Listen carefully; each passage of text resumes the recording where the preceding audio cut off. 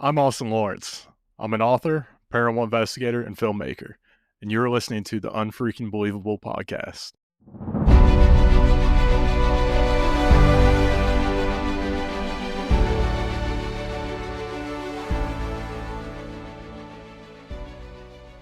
Welcome to another exciting episode of Unfreaking Believable.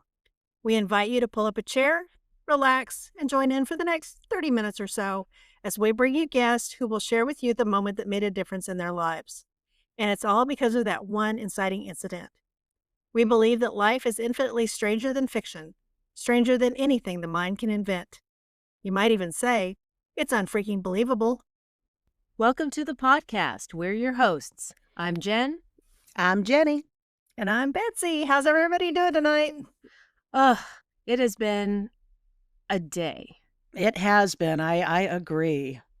And I'd like to take a moment because all of our listeners know that there's a delay between when we record and when we publish. So I would like to take a moment, even though for our listeners it's going to be a couple weeks later, and say rest in peace, Val Kilmer. Amen to that. Yes. He's going to be so missed. sad. Yeah. Such a hero. Oh Yeah, my God. I mean, he may have been, a difficult personality at times by all reports, but incredible artist and certainly Real Genius was a really formative film for me. Me too. Love growing that up as movie. kind of a nerd. So I really love that. So the one that really changed me, and there's so many films I could say, oh yeah, that was a good one. The one though for me that was the absolute best, the one that I connected to was The Saint. Yeah. highly underrated. That's I a think really people good forget movie. about Yeah. that one. I Mhm. still think about that movie all the time. I love that movie. All the different characters he played. I'm going to quote my favorite movie from Mhm. him. I'm Your Huckleberry.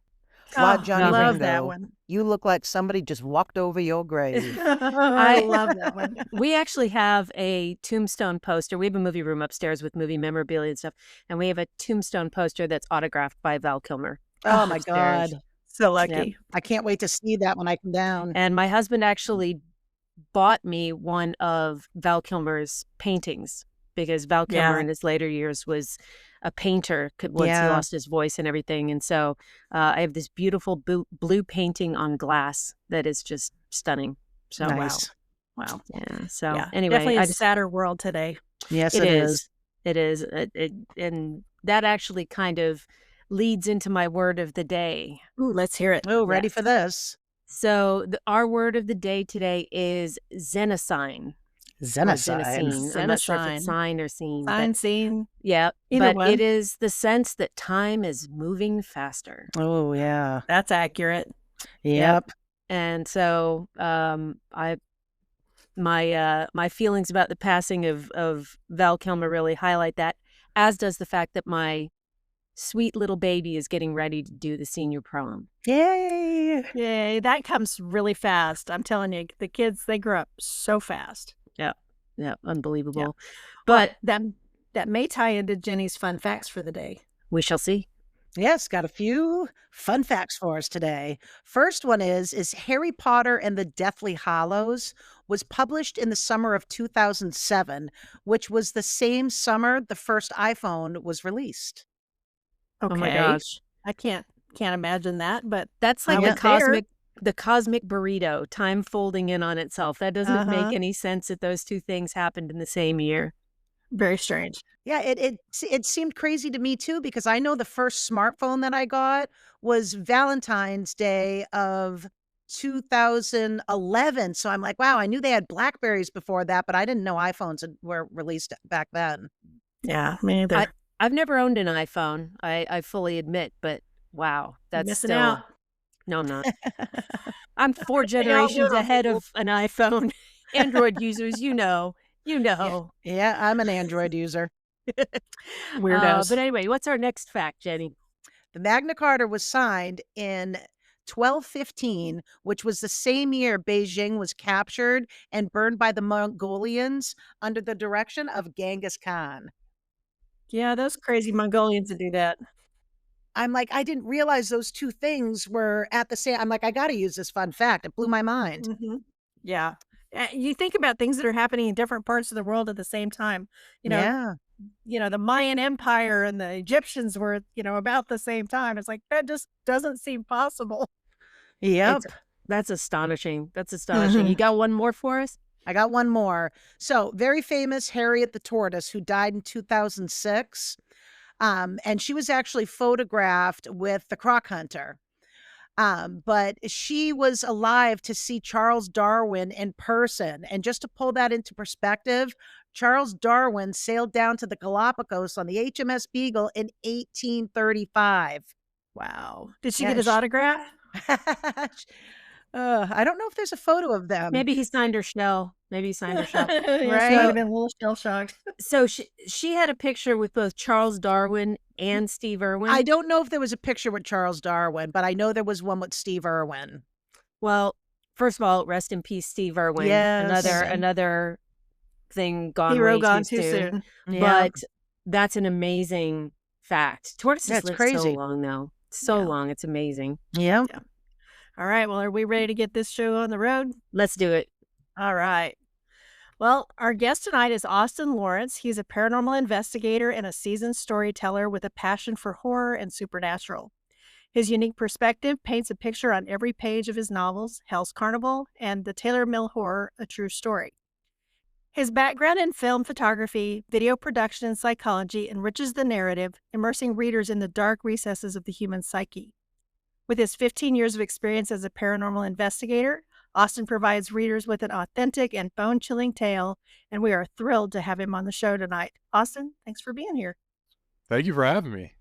We are so excited. You are friends with our friends, the Mako Boys. And they had Absolutely. We love our Mako boys. recommended you, so kudos to Sean, Todd, and Nate out there. Yeah, they're some of the greatest people you can meet right there. I totally Absolute. agree. I 100%. totally agree. Yep. And you got to be their guest at last year's live show. I was the guest the year Yes. before because Micah Campbell had to cancel, and I just happened to be there. So I stepped in and filled in, and you're going to do it again this year. Yeah, they invited me back, so I'm really excited for that. You must have done a really good job because I didn't get invited back. That or Micah canceled again. Well, it's a 10-hour drive for me, and even though I moved closer, I'm still 10 hours away. So, you're Oh, probably a wow. little closer, so that's fair. Right. And just so everybody knows, I have thunderstorms going on, so you might hear a little crack I of can thunder hear Yes, it. you going do. on in the Yes, you background. Yeah, Wow. I just saw a big crack of lightning. Wow. But yeah, we're excited to have you on the show, and we want to talk a little bit about some of your paranormal experiences and your books. I'm really interested in your paranormal books. Tell us a little bit more about those. Yeah, so Taylor Mill Horror is a true story of a place that I had visited some years back. Essentially, what happened was I had a YouTube channel at the time, and we were looking for a new location, and we decided to go to Bobby Mackey's. We went to Bobby Mackey's, and when we went there, the lady told us, "Hey, we got this place down the road that's supposedly haunted. Do you guys want to stay there?" And we thought, "Nah, supposedly haunted. Okay, it's not haunted, but we got a place to stay." And it turned out to be the most insane place that we had ever visited before, to the point where it's the only place we ever said we would never step foot back into. So about a week later, we decided to step foot back into that place, and we decided to go for a week, and it was honestly one of the worst weeks of my life. We later found out a whole lot of information about the place, and we got the homeowner to come back in for the very first time. He was on his deathbed when we were first there, and he claims whatever was in his home was killing him. His family wouldn't come back to the home, and it was an experience to say the least. That sounds quite chilling, actually. Yeah, I've been to a lot of different haunted places, but I don't know that I've ever had anything that left me with that kind of an intense feeling. Yeah, all the years I've been doing this, this is the only place that's ever had that type of impact on me. Up to having nightmares weeks later. It was an experience. Yeah. So tell us how the process of writing that book looked like. What happened when you left there? Everything's happening to you. What made you say this has to be a book? It was honestly a really difficult situation. or decision rather. I had written that book and deleted it, I believe, 35 times. Whoa. I didn't want to put it out there because I thought that it would ruin my reputation because the claims in there are so insane.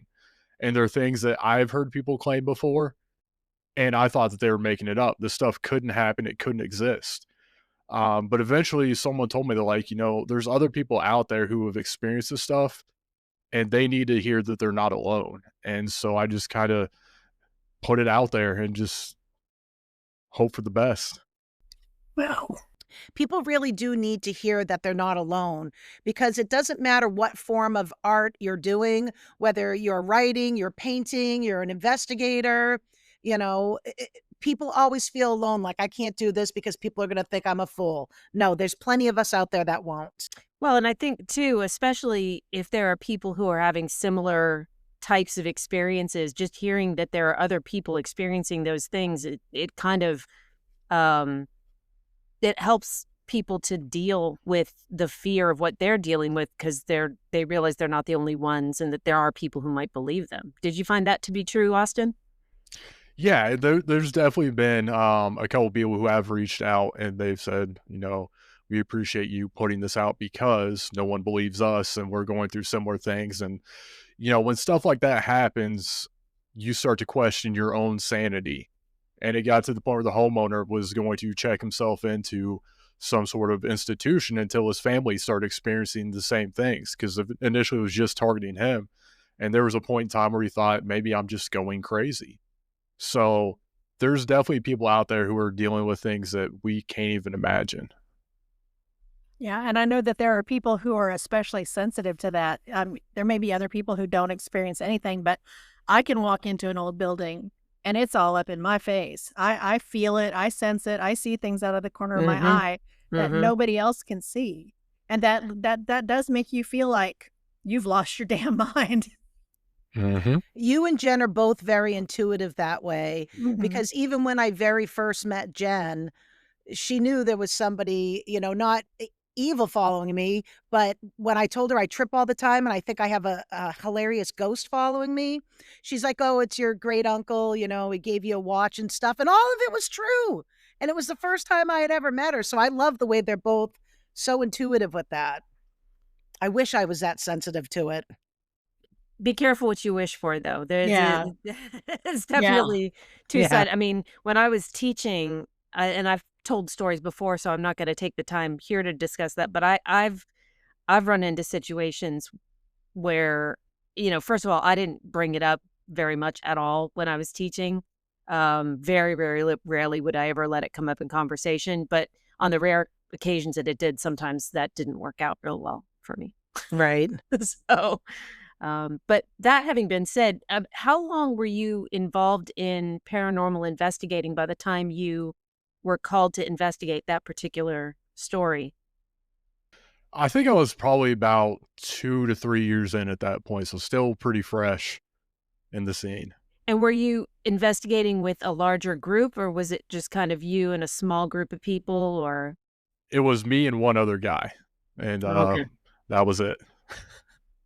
Yeah, those smaller ones are better because you don't have as much risk for contamination of your scene. As a trained investigator, you don't ever want your scene to get contaminated, I can tell you that. So tell us how your work in film kind of supports your vision as an author, or maybe it works both ways. Yeah, it's interesting because I never people always ask me, like, how do you write? How do you write? And I never do. Um, I never sit down to write. And there for a while, I was talking to a guy. There was talks about making a movie out of it, and I was kind of telling him, how Hell's Carnival came about. And for a process that being a fiction book, I essentially live with the characters for a long period of time. Um, and it sounds strange, but like he said, it's almost like method acting, which, kind of relates to the whole film world where I will ask opinions of these characters. I will go to, I have some sort of interaction, think, how would they interact with this person or this situation? And kind of build this vision in my mind, and then I'll start to paint these pictures and almost make it a movie in my head. And then when I sit Mhm. down, I just type the movie that I see. Mhm, And then mhm. once the screen goes black, I get up and I walk away. That's a really good way to explain it. I'm real visual too, so when you explained that just now, that very much resonated with Yep, with same. me, Yeah. Yep. for sure. Austin, your bio mentions that you have some experience in psychology.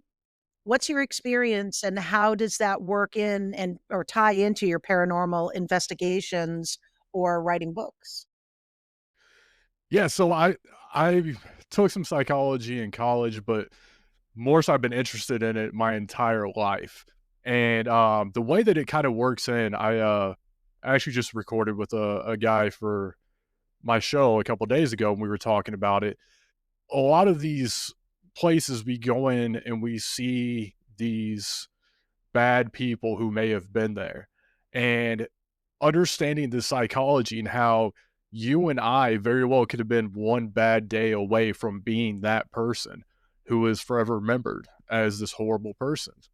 Mhm. And that helps us communicate because we don't know if the bad person is there or the earlier version is there that we're trying to communicate with. But being able to be on that level playing field and understanding we're all human and that you're not that much different than I am, it really helps, I think, getting that communication. Right on. That's a really good way to look at it too, because, ultimately the vast majority of spirits, ghosts, entities, whatever however you want to term it, that you would come across are really just people not in physical bodies. Sometimes not, but more often than not, that at least if you're dealing with an intelligent haunting, that's more than likely what you're going to be dealing with. So you're right, and I love the idea of everybody being kind of just one bad decision away from being somebody very different than how they might see themselves. Um, that's a really good point and a good way of looking at it, because not everybody who does bad things is inherently evil. Yeah. So that's important. Yeah, everybody's the hero of their own story. Mhm.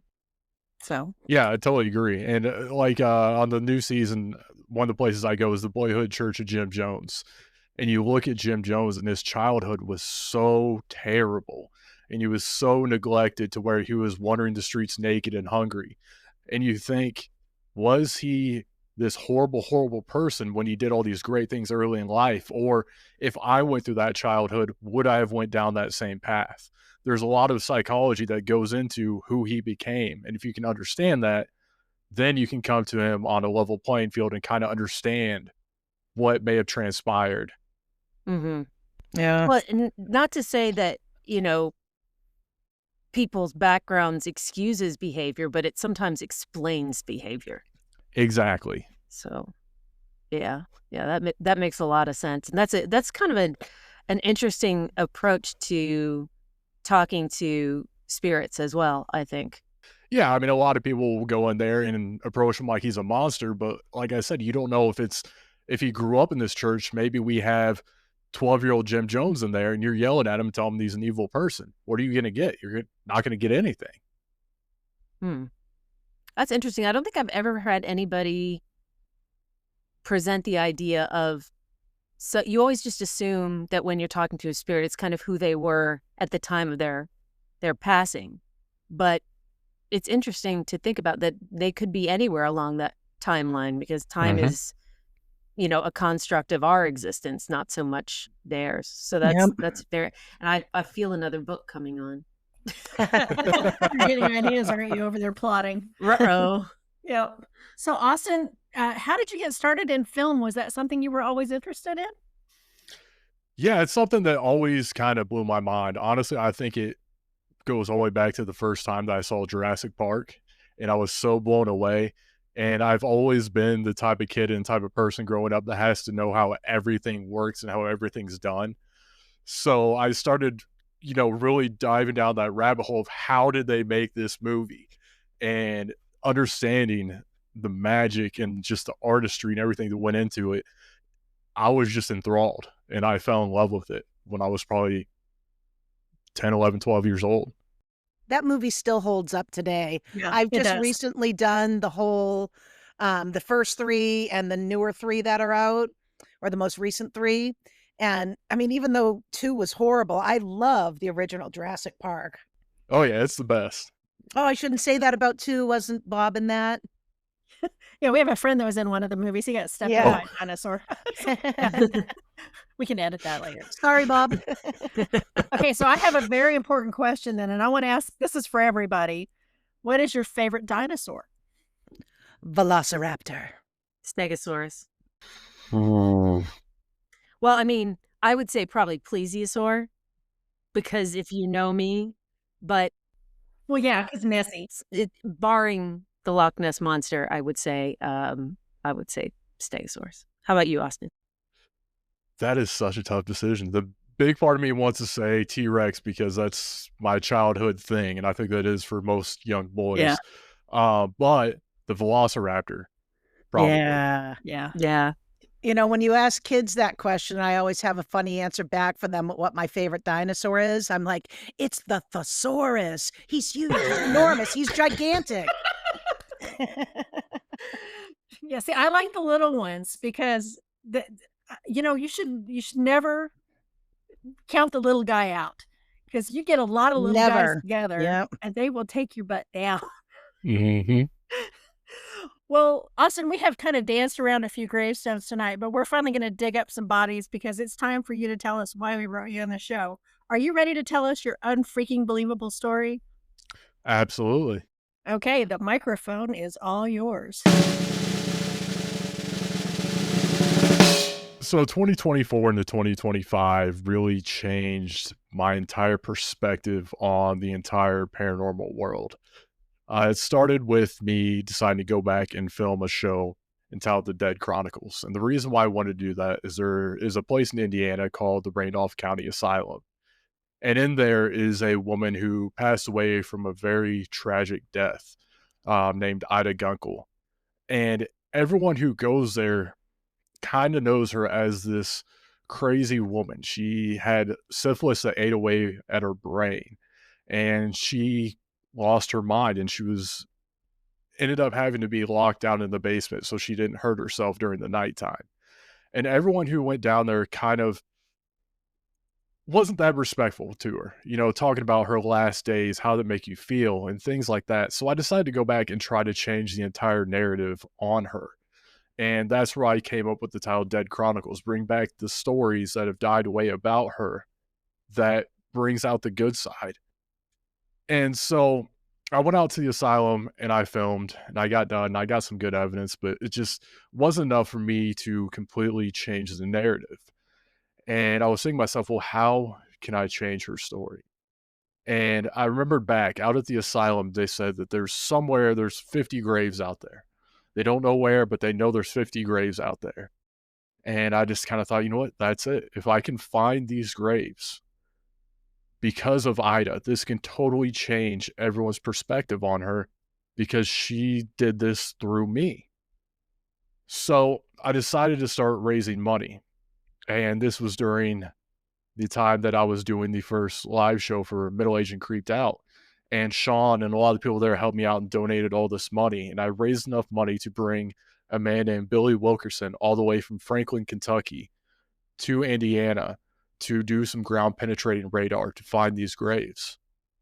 And so the week of him coming down came, and I was all kinds of stressed and anxious. I didn't want to let Billy down, all the people who donated all their money. I didn't want to let Ida down, the spirits, or anything like that. So I am just in a permanent state of panic. And I didn't really know what I could do.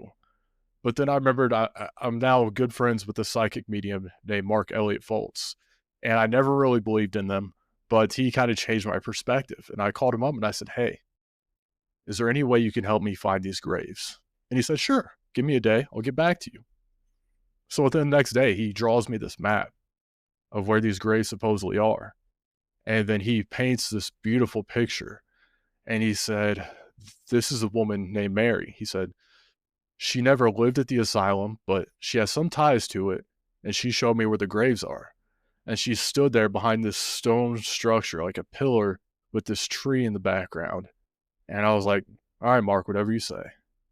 So Billy comes down and he says, do you guys have any idea where these graves might be. This is a huge, it used to be a poor farm, huge fields. And I said, all I got is this map. And he said, okay. We went to the exact spot where he had drawn. And sure enough, we started finding bodies. That's amazing. It quickly went from 50 graves to I think we're now at around 250 graves. And some of these Wow. Unbelievable. are mass graves. So we were not even sure how many bodies. And the last set we found have 2 bodies per grave. And they believe that is a mother and child that were buried together. So we find all these graves and everyone's just blown away. It was very emotional. And I thought, we got this done. Now I need to go find Ida's grave and pay my respects to her and thank her for everything. So I find the cemetery where she's buried at, and it said she has unmarked graves along with her and her child. And I go there and we search for 2 days, can't find the grave. And I call Mark and I'm standing at the cemetery and I'm like, hey man, I gotta find these graves. And he said, did you ask Mary? And I said, no. He said, ask her. I said, okay. So I hang up with him and I just stand in the front of the cemetery. I'm like, Mary, if you can help me find these graves, this is the only thing that I want to do. Like, this is so important to me. Please help me. And so instinctively, I just start walking in a direction and I stop at this headstone and I look at it and I'm like, it's not the one. I'm not gonna be able to do it. So I start walking away and I'm like, wait a second. I turn around and I look and there is the exact stone pillar that Mark had drawn. And in the background is the exact same tree. And I'm like, there is no way. So I go up and I start scrubbing off this headstone, all this dirt, all this grime, and I can start to make out a name. First name is Mary. Wow. And I just thought, there is no way. So I go and I get some cleaner. I come back, I'm cleaning this off, and I finally get the last name, which is Reese. And I'm like, who is this Mary Reese? Then I start looking. Ida's maiden name was Reese. This was some sort of a relation to her. And so I'm just standing there blown away. I'm like, okay, but Mary, where are these graves? And then I thought back to when Mark had first talked to me and he said, she keeps saying that the graves you're looking for are back and to the left. And I'm like, okay. So I go to her headstone and I walk to the back left. And there, sure enough, is a plot where 3 graves would have fit for her and her 2 daughters. So I'm like, okay, this could be it. So I got out some dowsing rods, which for some reason worked to find bodies. I don't know why. I didn't believe it until Billy used it and he showed me that it worked. When they cross, he'd put a marker down and you go over it with the radar and sure enough, there'd be a body there. And so I go across it and it crosses and it uncrosses. It crosses, it uncrosses. It crosses and uncrosses. 3 unmarked graves right there where he said years prior. So this all has my mind completely blown. And just recently, he's told me, he was like, your job isn't done out there yet. There's still more people that she needs to help out there. And out of nowhere, we start getting this female voice up on the second floor women's side in one spot in particular that multiple people have heard it.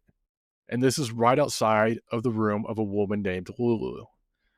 Now, Lulu had a horrible life there. She was forced to give birth to multiple children due to the men at the asylum, including one that was from one of her family members. No. And now the fact that we're hearing this female voice right outside her room, she has moved on from helping one spirit, Ida, who was some sort of relation to her, now to this other woman who's been troubled for so many years. And the craziest part of it all is that down in Ida's room, people would go in there, not even knowing the stories on historical tours or whatever, and they'd walk out sobbing. And they would say, I don't know why I'm crying. I don't know what's happening to me. But now there's a completely different feeling in that room. There's no sadness. All that has completely stopped. People no longer feel uncomfortable down there. And just thinking that this woman who cares so much about these people in life, now that she's passed on, she's still trying to help those in need.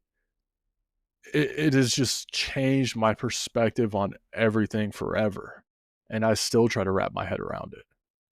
I tell you, Austin, I don't often get full body chills, but I had them I multiple did. times listening to Yeah. this story. Yeah, it's amazing. Yeah, It's unfreaking believable. it honestly is. It honestly is, and I'll have to send you guys the pictures of the painting versus the grave, and it's just Oh, yeah. Yeah, it's uncanny. definitely. Yeah, that blows me away. I've done a lot of paranormal investigations. I've done a lot of ghost investigations. I was a building inspector, so I used to go in a lot of old buildings that had spirits, hauntings, whatever you want to call it. And that to me is just I love it when everything comes together like that. It just is further proof to me because I'm a scientist in a certain way, and for me, the evidence when it all comes together, I think I mentioned on your Facebook page today, I don't believe in coincidences, and you didn't have a coincidence there. That was meant to happen because all those things had to come together for you to be able to accomplish your goal. Yeah, one of the crazier full circle moments just happened not too long ago. I had filmed the outro for this episode, and when I pulled out my SD card, put it in my computer, it somehow had the footage from the first time that I visited the asylum about 4 or 5 years ago that I never knew existed, did not know this SD card existed, and out of the 30, 40 SD cards I have, I just happened to record the outro on the SD card from 3, 4 years ago that still had the footage from my very first visit there. No, no, somebody was helping you. That didn't just happen to Yes. happen. You had a Yeah. guiding hand. You need to send Mary a Absolutely. thank you note. Send her Yes. some flowers or Oh, all the something. time, Somebody knew all you the were gonna time. need some B-roll. Yeah, for sure. Mhm. Austin, what do you think is the most misunderstood aspect of the paranormal, either in fiction or in real life investigations? I think largely, especially now, the most misunderstood thing is that these are people, especially when it comes to a lot of stuff that's out now, they like to jump to the demonic and clickbait and stuff like that. But, these are people. And if you come into people's homes and you're disrespectful, then if you come into my home randomly and you're disrespectful to me or my family members, you're not going to get a pleasant reply. And that's what's going on with a lot of these people who think that, oh, this has to be demonic because no, you're just being rude in their homes. It was their Yeah. home way before you came in. I love that. That makes so much sense. It does. Yeah, and It I'm a does. Gemini, so if you come in and disrespect me, you're not getting nothing. I'm not giving you a Absolutely. thing. I'm out of there. Forget it. Yeah, I mean, I haven't done anywhere near as many investigations. Most of my encounters are personal ones, but I mean, I can certainly testify that a couple of times when I or the person I'm with go into a situation knowing that there's something there or coming to know that there is something there, if we just talk to it like it's another person in the room, we get a much clearer and much more directed response, and so I think what you're saying makes complete sense. And also just that sometimes I think, and tell me if you agree with this, Austin, because you obviously have a lot more years under your belt. Sometimes if there is a spirit somewhere, if they do want to make contact, they can't necessarily make contact the way you want them to. So sometimes they have to do what they can, not what you want them to. Absolutely. And one of the things that kind of changed my perspective in a big way was a few years back, we were filming at a hotel and I had captured this woman's voice that when I said, we're not here to run out on you because so many people ran out of this room when they stayed there. I said, we're here to communicate and talk to you. And we got this woman's voice back that said, thank you. And I just stopped for a second. How would you feel if you had something that you had to say and for, 20, 30, 40 years, you're trying to get this story out there. And every time you try to get out there, these people run out on you and they scream. And it's just, that really stuck with me. It's such a privilege to be able to hear from these people. I always feel bad, like, when I think there might be a spirit around me because I do talk out loud. I'm like, what if they're stuck here and they're lonely and they're just looking for somebody to acknowledge their existence? And that's what always makes me feel bad. I'm like, do anything, bump my little, pen holder or something. Just let me know you're here and I'll keep chatting. Because it breaks my heart to think that there's a lost spirit out there just so lonely, looking for some kind of interaction to, for lack of a better term, to feel alive again. Absolutely. Well, and I think too, I think that's one of the reasons why child spirits just really it's almost more than I can bear, because the idea of something bad happening to a child is awful to me anyway.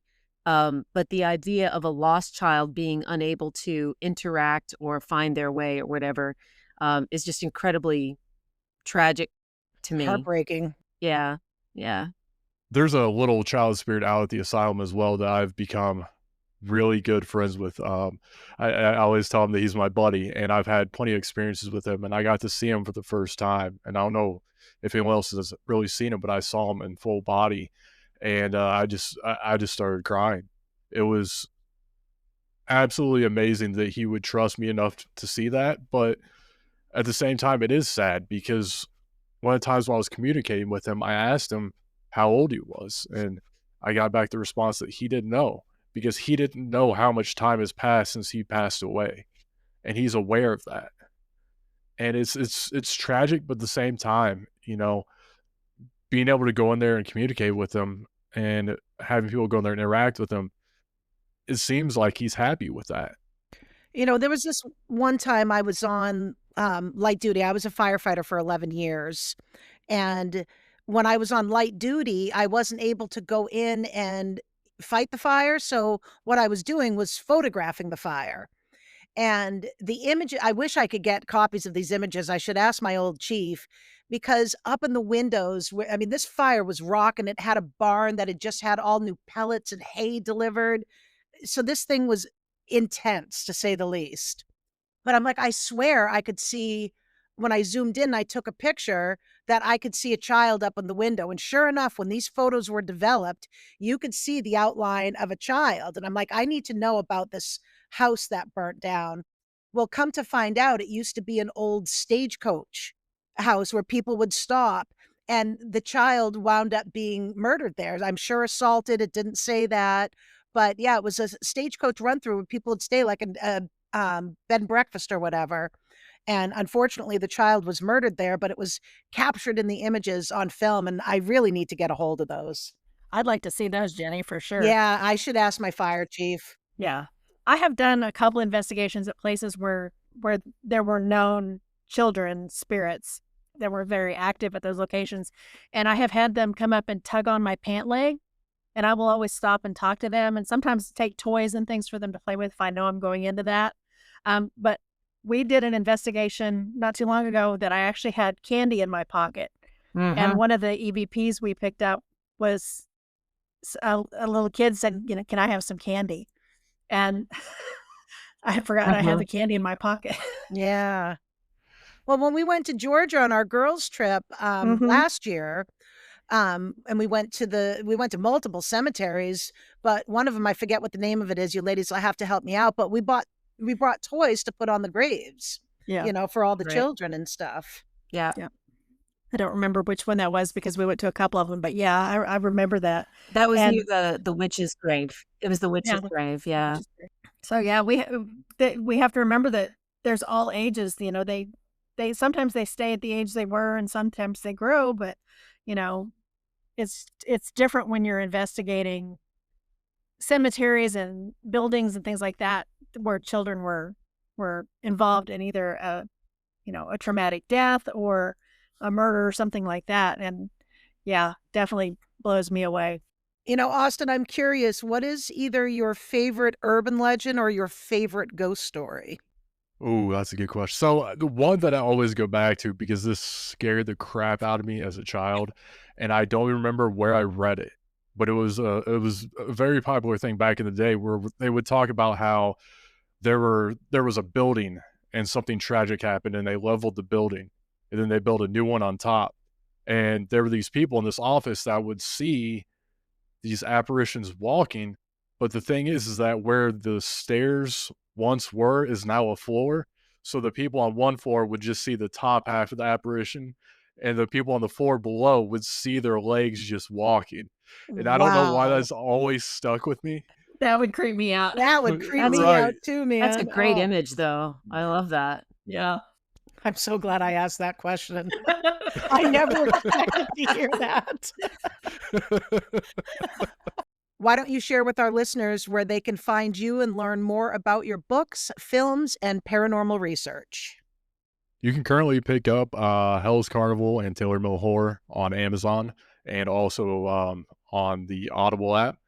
And you can find me and my new series on Facebook if you search The Dead Chronicles. Very cool. Well, Austin, I want to thank you for coming on the show and sharing your story and what makes you so unfreaking believable. And be sure and tell our brothers over at Mako, thanks for the referral. And we said, good job. Absolutely. Thank you guys for having me. I have to know, though, Austin, did you narrate your own audiobook? I did not. Oh, you could do it. You Such a totally good could. voice You for really it. could. I've never read a book in my entire life, not even my own books. I don't read. Oh, heresy. I'd also like to thank my lovely co-hosts, my sisters from another mister, and listeners. If you enjoyed this episode, please rate and review on whatever platform you listen on. You can find us on Apple, Spotify, Amazon Music, and Audible. You can join our Unfreaking Believable Facebook group and follow us on TikTok and Instagram at UFB Podcast. You can also join us on Patreon for exclusive content and other perks for as little as $1 a month. You can also visit our website at www.ufbpodcast.com. And if you have an unfreaking believable story, reach out to us at ufbpodcast@gmail.com because we'd like to hear your story too. Betsy, how about you send us out with your quote of the day? All right. My quote of the day comes from Arthur C. Clarke, and I think it's a very appropriate for tonight's conversation. And Arthur says, behind every man now alive stands 30 ghosts, for that is the ratio of which the dead outnumber the living. Wow. Love it. That's so appropriate. That is so appropriate. And listeners, thank you for joining us on a very spooky, unfreaking believable podcast. And remember, as you go out into the world this week, don't just be awesome. Be unfreaking believable. See you all next time.